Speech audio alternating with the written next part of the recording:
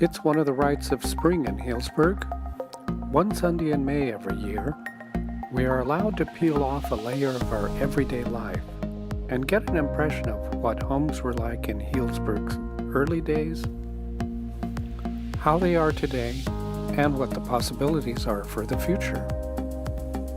The annual event began in 1991 with the tourist industry volunteering by welcoming tourgoers to the Grape Leaf and Camellia Inns.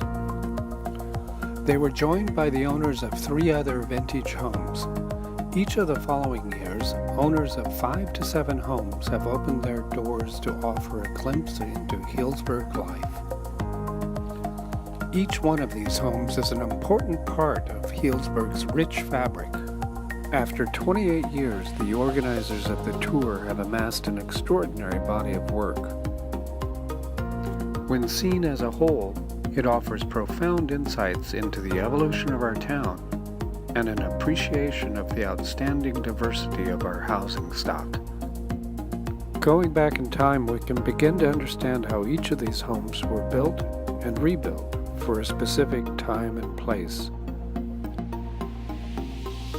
The town was laid out by Harmon Heald in 1857 with a common grid pattern, with the streets focusing on the Spanish-style plaza. The population of Healdsburg at the time was 300 residents. Heald sold 85 lots downtown, constructed a store, and our town began. Roderick Matheson was born in Scotland, lived in New York City, and made it big in San Francisco. He decided his young family needed the Healdsburg lifestyle. They moved here in 1856, and in 1857 bought a 300-acre ranch just outside of town. Here he built a beautiful Greek Revival mansion. 751 South Fitch Mountain Road was featured in 1995 and is the oldest home that has been part of the tour. The Northwest Pacific Railroad brought visitors and commerce to our town in 1871, and over the years, Healdsburg became even more established as a destination. From 1857, we jump forward 92 years to 1949. Chicago architect Harry Weiss was fascinated with the use of concrete arches and vaults.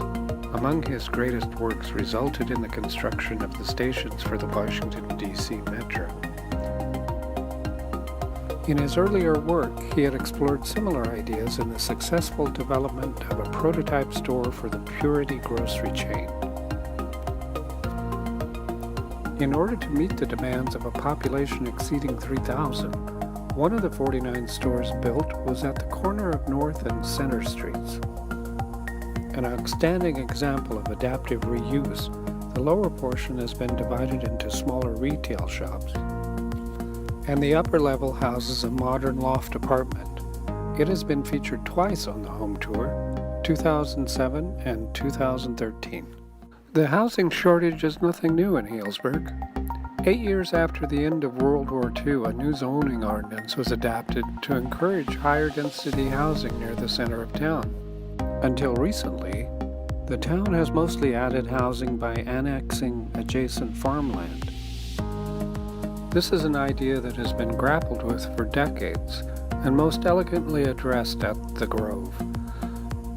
Built in 2007, 522 Grove was showcased on the 2012 tour.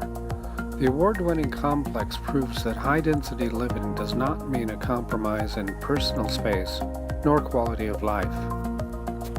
These are just 3 of the 156 stories that have been told through the Homes Tour.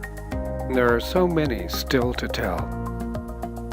Participating in these annual events gives us a deeper understanding of the qualities we so love about our town and can help us as we think about creative solutions for Healdsburg's future.